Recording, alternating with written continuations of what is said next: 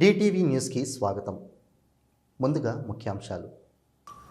అనకాపల్లి జిల్లా Achyutapuram APISC one stop centre వద్ద యోగాంధ్ర కార్యక్రమం.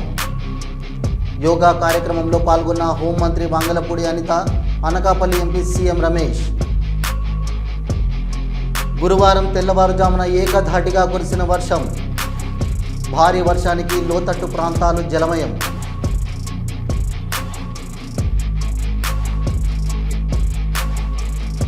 హీరో నిఖిల్ సినిమా షూటింగ్లో భారీ ప్రమాదం. వాటర్ ట్యాంక్ పగిలిపోవడంతో భారీ నష్టం.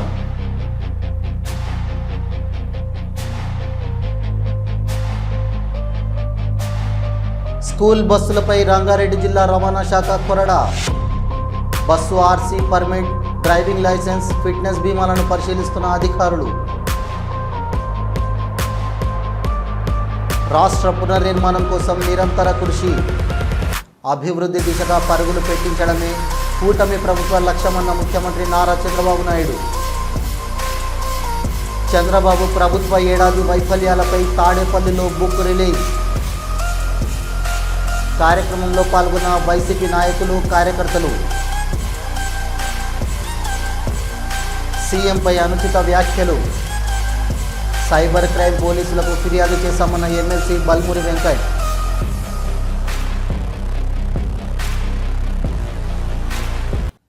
అనకాపల్లి జిల్లా Achyutapuram APIIC one stop centre వద్ద యోగాంధ్ర కార్యక్రమం నిర్వహించారు.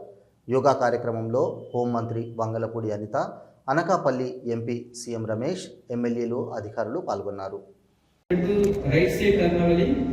రైట్ హ్యాండ్ పూర్తిగా వెనక్కి, కుడి పక్కకి. లెఫ్ట్ హ్యాండ్ రైట్ షోల్డర్ దగ్గరికి వస్తుంది, పూర్తిగా సైడ్కి. డీప్ ఇన్హేల్ ఎక్సర్సైజ్ చేయండి. ఒకసారి దీర్ఘంగా శ్వాస తీసుకుని మొదలు పెట్టండి.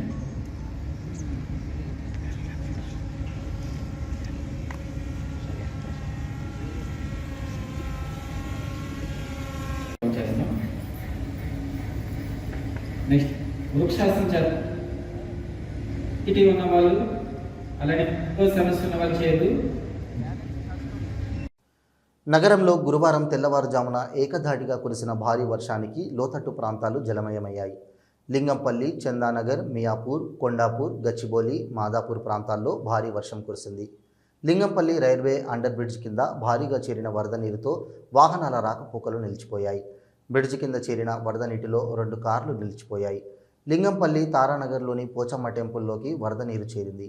ఇటీవలే లక్షల రూపాయలు ఖర్చు చేసి వరద నీరు చేరకుండా జీహెచ్ఎంసీ అధికారులు మరమ్మతులు చేసినా ఉపయోగం లేకుండా పోయింది.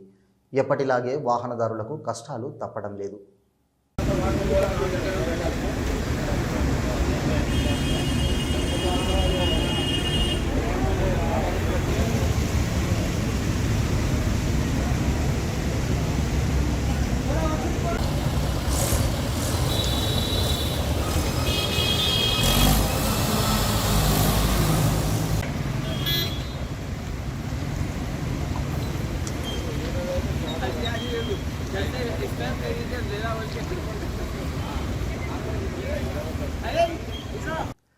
పశ్చిమ గోదావరి జిల్లా మొగల్తూరు మండలం ముత్యాలపల్లి శ్రీ శ్రీ బండి ముత్యాలమ్మ అమ్మవారి ఆలయం వద్ద భక్తులు, గ్రామస్తులు ధర్నాకు దిగారు.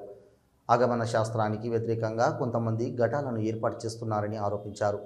అమ్మవారు మద్రాసు నుండి రాళ్ల రూపంలో వచ్చి ఇక్కడ కొలువయ్యారని అన్నారు.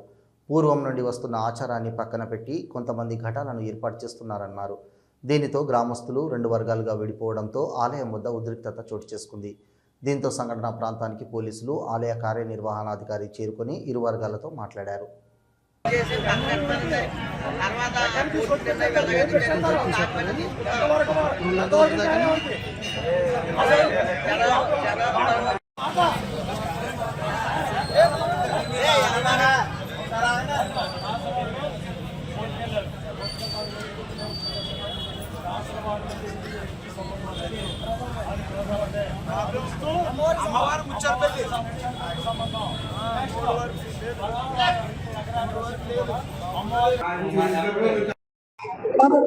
శ్రీ శ్రీ బండిముత్యాల అమ్మవారు చెన్నై పట్టణం నుంచి 250 సంవత్సరాల క్రితం ఇక్కడికి వచ్చారు.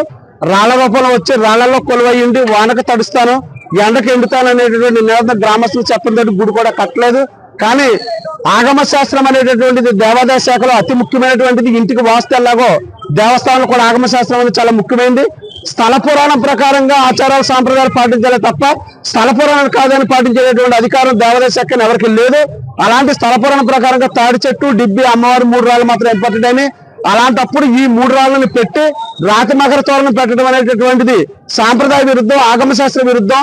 అంతే కాబట్టి ఈ పిటిషన్ మేము 5 సంవత్సరాల నుంచి పోరాడుతుంటే కొంతమంది వ్యక్తులు వ్యవహారం చేసి చేస్తున్నారు. అమ్మవారి మనోభావాలను కానీ, భక్తుల మనోభావాలు కానీ, అమ్మవారి ఆచార సాంప్రదాయాలను కానీ పాడు చేయకూడదని మా ఉద్దేశం. గ్రామ దేవత కొన్ని ఆచారాలు ఉంటాయి, ఆ ఆచారాలు పాటించి ఆ ప్రకారంగా పూర్వం ఏదైతే ఉన్నదో వాటిని మాత్రం ఉంచి కర్మ యగస్టాలు ఏమైతే ఉన్నాయో అమ్మవారి పాదాలను కూడా తొలగించాలని చెప్పి రాతి విగ్రహాలని, ఆ రాతి మకర తోరణం తొలగించాలని మా డిమాండ్. అమ్మవారి కోరిక, మా కోరిక, భక్తుల కోరిక, గ్రామస్తుల కోరిక, అందరి కోరిక అది. హీరో నిఖిల్ సినిమా షూటింగ్లో భారీ ప్రమాదం చోటు చేసుకుంది. ది ఇండియన్ హౌస్ సినిమా షూటింగ్లో ఘటన జరిగింది. సముద్రం సీన్స్ తీసేందుకు ఏర్పాటు చేసిన భారీ వాటర్ ట్యాంక్ పగిలిపోవడంతో లొకేషన్ మొత్తం వరద నీరు చేరుకుంది. ఈ ప్రమాదంలో అసిస్టెంట్ కెమెరామ్యాన్కు తీవ్ర గాయాలు కాగా మరికొంతమందికి గాయాలయ్యాయి. పరవాడ జవహర్లాల్ నెహ్రూ ఫార్మాసిటీలో ప్రమాదం. Sai Shreyas pharma nutrical private లిమిటెడ్లో గ్యాస్ లీక్ అయి 2 మృతి చెందారు. ఒకరి పరిస్థితి విషమంగా ఉంది. పనిచేస్తున్న 3 ఉద్యోగులు గ్యాస్ లీక్ ఘటనపై సమగ్ర విచారణ చేయాలని pharma city staff and workers union గౌరవ అధ్యక్షులు గనిశెట్టి సత్యనారాయణ డిమాండ్ చేశారు. గతంలో కూడా ప్రమాదం జరిగిందని, భద్రతా ప్రమాణాల వైఫల్యం వల్లనే ఈ ప్రమాదం జరిగిందని శెట్టి అన్నారు. మృతులు పరిమి చంద్రశేఖర్, సరగడం కుమార్, బైడు బైసల్ అనే వ్యక్తి చికిత్సలు పొందుతున్నారు. మృతదేహాలను కేజీహెచ్ మార్చురికి తరలించారు. మృతుల కుటుంబాలకు ₹1 కోటి నష్టపరిహారం చెల్లించాలని గనిశెట్టి డిమాండ్ చేశారు. స్కూల్ బస్సులపై రంగారెడ్డి జిల్లా రవాణా శాఖ కొరడా జురిపించారు. స్పెషల్ రైడ్స్ నిర్వహించారు. గురువారం నుండి పాఠశాలలు ప్రారంభం కావడంతో విద్యార్థులను తరలించే స్కూల్ బస్సుపై ఫోకస్ చేశారు. ప్రతి వాహనాన్ని క్షుణ్ణంగా పరిశీలిస్తున్నారు. Bus RC, permit, driving licence, fitness, బీమాలను పరిశీలిస్తున్నారు. ముఖ్యంగా హ్యాండ్ బ్రేక్స్, అగ్నిమాపక యంత్రాలు, మెడికల్ కిట్లను తనిఖీ చేస్తున్నారు. 60 ఏళ్లు పైబడిన డ్రైవర్లపై సీరియస్గా వ్యవహరిస్తున్నారు. రాజేంద్రనగర్, ఆరంగర్, అప్పా జంక్షన్, శంషాబాద్, షాద్నగర్, చేవెళ్ళ, మియాపూర్లో తనిఖీలు కొనసాగుతున్నాయి.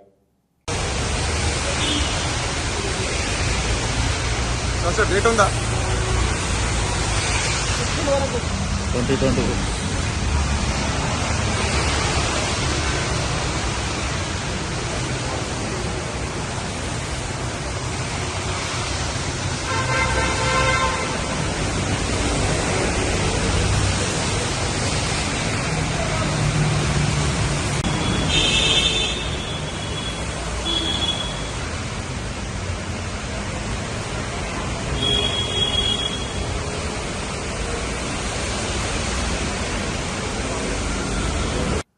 దొంగల చాతుర్యం అనుకోవాలా, బాధితుల నిర్లక్ష్యం అనుకోవాలా తెలియదు, కానీ అందరూ చూస్తుండగానే క్షణాల్లో ఓ స్కూటీని దొంగ చాకచక్యంగా దొంగిలించాడు. అతడు దొంగిలించిన స్టైల్ చూస్తే దిమ్మ తిరిగి మైండ్ బ్లాక్ అవుతుంది. షాద్నగర్ పట్టణంలోని పరమేశ్వర థియేటర్ రోడ్డులో రెహమాన్ షోరూమ్ ఎదురుగా సంధ్యా కిరాణా షాప్లో కిరాణా సరుకులు కొంటున్న యువకుడు కిరాణా కొట్టు ముందు కొద్దిసేపు స్కూటీ ఆపి సామాన్లు తీసుకుంటుండగా ఓ వ్యక్తి ఆ స్కూటీకి తాళం చూసి 2 చక్కర్లు కొట్టి 3వ చక్కర్లో దర్జాగా స్కూటీపై ఎక్కి బాలాజీ స్వీట్ హౌస్ గల్లీ నుంచి పరారయ్యాడు. వీడు మామూలుడు కాదు. క్షణాల వ్యవధిలో బైక్ను అపహరించి తీసుకోవడంతో ఇప్పుడు బైక్ కోల్పోయిన బాధితుడు లబోదిబోమంటున్నాడు. వీలైనంత వరకు ఈ వీడియో పోస్ట్ చేసి స్కూటీ దొరికే వరకు అందరికీ షేర్ చేయండి. ప్రజలు కూడా తమ వాహనాలను పార్కు చేశాక తాళం చెవులు దానికి పెట్టకుండా జాగ్రత్తగా లాక్ చేసిన తర్వాత వెళ్ళిపోవాలి. నిర్లక్ష్యానికి నిండు పరిహారం చెల్లించుకున్నట్లు ఉన్న ఈ సంఘటన చూసి మారాలి. సంక్షేమం, అభివృద్ధి, సుపరిపాలనతో కూడిన రాష్ట్ర పునర్నిర్మాణం కోసం ప్రజల ఆశీర్వాదంతో ఏర్పాటైన ఎన్డీఏ కూటమి ప్రభుత్వం ప్రజాపాలనలో ఏడాది పూర్తి చేసుకుంది. ప్రజల ఆకాంక్షలను తీర్చడం కోసం శక్తి వంచన లేకుండా ప్రతిరోజు పనిచేస్తున్నామన్నారు ముఖ్యమంత్రి నారా చంద్రబాబు నాయుడు. అనేక సమస్యలను, ఆర్థిక సవాళ్లను దాటుకొని ఏడాది కాలంలోనే పేదల సేవలో పెన్షన్లు, అన్న క్యాంటీన్లు, దీపం 2, తల్లికి వందనం, మత్స్యకార సేవలో లాంటి ఎన్నో సంక్షేమ కార్యక్రమాలను అమల్లోకి తెచ్చామన్నారు. మెగా డిఎస్సితో టీచర్ ఉద్యోగాలు, పెట్టుబడులతో ప్రైవేటు రంగంలో ఉపాధి కల్పనకు అడుగులు వేశామన్నారు. 55 లక్షల మెట్రిక్ టన్నుల ధాన్యం కొనుగోలు సహా రైతు సంక్షేమానికి పలు నిర్ణయాలు తీసుకున్నామన్నారు. ఈ నెలలోనే అన్నదాత సుఖీభవ పథకం కింద రైతులకు ఆర్థిక సహాయం అందిస్తామన్నారు. ఇరిగేషన్ ప్రాజెక్టు పనులకు అత్యంత ప్రాధాన్యం ఇచ్చి ప్రతి ఎకరాకు నీళ్లిచ్చే కార్యక్రమం చేపట్టామన్నారు. రాజధాని నిర్మాణం, పోలవరం పనులను మళ్లీ గాడిన పెట్టామన్నారు. రైల్వే జోన్ సాధించామని, స్టీల్ ప్లాంట్ను పరిరక్షించామని, మీ ఆశీర్వాద బలంతో రాబోయే రోజుల్లో మరిన్ని సంక్షేమ అభివృద్ధి కార్యక్రమాలు చేస్తామని అన్నారు. ఎన్డీఏ నూతన ప్రభుత్వం వచ్చి 1 సంవత్సరం అవుతుంది. అదే సమయంలో ఇచ్చిన హామీలు ఆ రోజు ఎన్నికల మేనిఫెస్టోలోని చాలా స్పష్టంగా, మేనిఫెస్టోని కాకుండా ప్రచారంలో కూడా చాలా స్పష్టంగా చెప్పాను.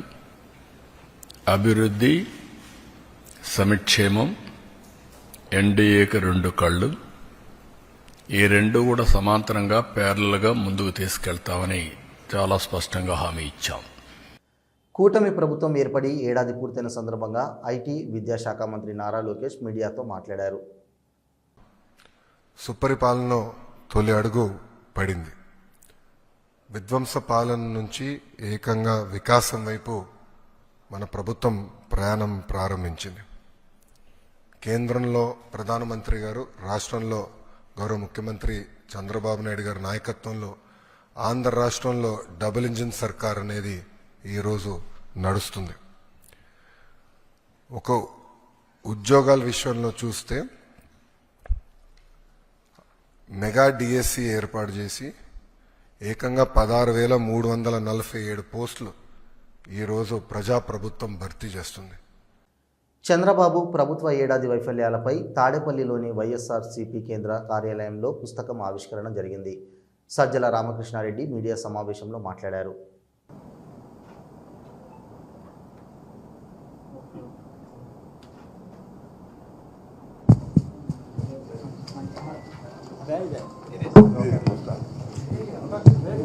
సరిగ్గా ఏడాది క్రితం ఈరోజు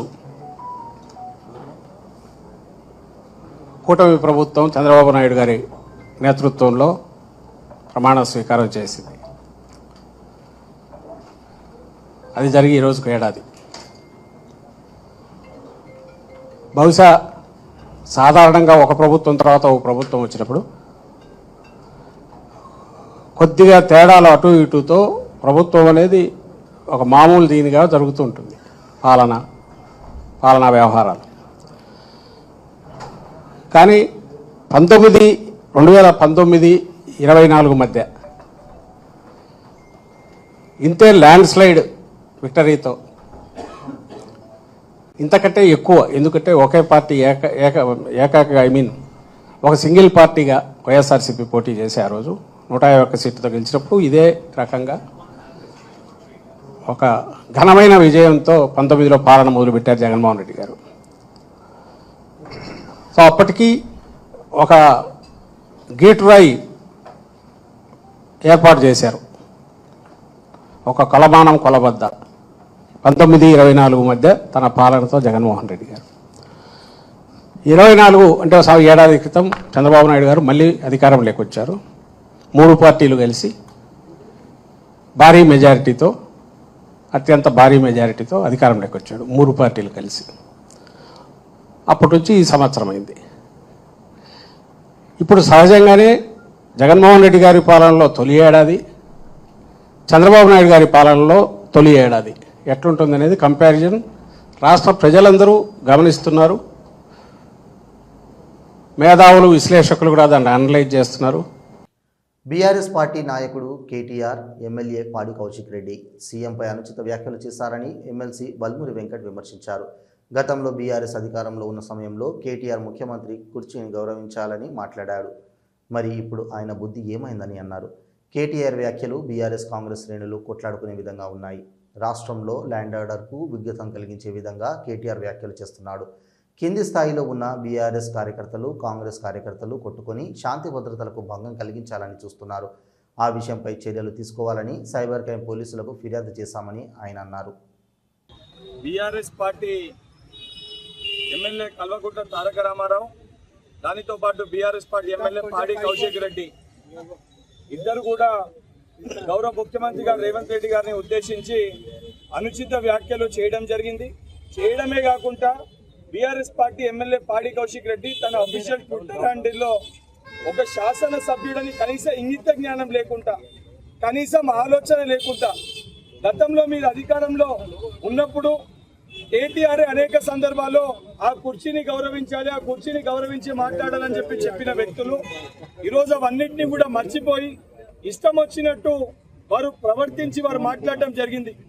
వారు మాట్లాడిన మాటలు ఏదైతే తెలంగాణ సమాజంలో ఉన్న ప్రజలు, ముఖ్యమంత్రి గారి అభిమానులు ఎవరైతే అందరి మధ్యలో కూడా అటు కాంగ్రెస్ పార్టీ శ్రేణులు, బీఆర్ఎస్ పార్టీ శ్రేణులు కొట్లాడుకునే ఒక వాతావరణాన్ని వీరు క్రియేట్ చేసే ఒక ప్రయత్నం చేస్తున్నారు. యాదగిరిగుట్ట శ్రీ లక్ష్మీ నరసింహస్వామి ఆలయానికి భక్తుల రద్దీ పెరిగింది. కొండపై నుండి కిందికి వెళ్లడానికి బస్సు సౌకర్యం సరిగా లేకపోవడంతో తోపులాట చోటు చేసుకుంది. ఒకరిపై మరొకరు భక్తులు దాడి చేసుకున్నారు. వేసవి సెలవులు ముగుస్తుండటంతో యాదాద్రికి భక్తుల రద్దీ పెరిగింది. స్వామివారి దర్శనానికి భక్తులు బారులు తీరారు. భక్తుల రద్దీ దృష్టిలో ఉంచుకుని అధికారులు సరైన బస్సులు ఏర్పాటు చేయలేదని భక్తులు ఆవేదన వ్యక్తం చేస్తున్నారు.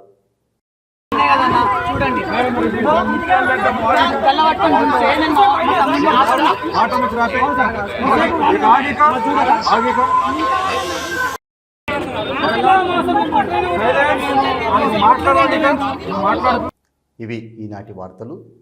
చూస్తూనే ఉండండి DTV న్యూస్.